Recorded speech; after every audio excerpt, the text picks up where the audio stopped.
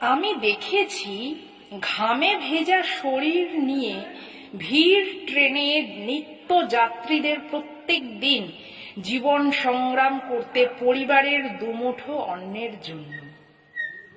আমি দেখেছি মৃত্যুকে সঙ্গী করে চলন্ত যন্ত্রের সামনে একনিষ্ঠভাবে শ্রমিকদের লড়াই।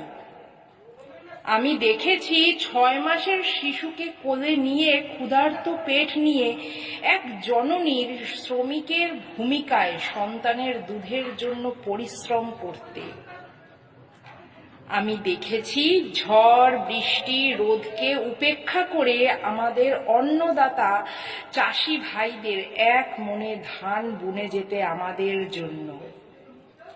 আমি দেখেছি চলন্ত ট্রেনে হকার ভাইদের রোজগার করতে, সমাজসেবী সিস্টার দিদিদের রাত দিন রোগীদের সেবা করতে। আমি দেখেছি বাবাকে নিঃস্বার্থ ভাবে পরিশ্রম করতে, রোদ ঝড় উপেক্ষা করে উপার্জন করতে। দেখেছি মাকে শত কষ্ট সহ্য করে হাসি মুখে সংসার সামলাতে।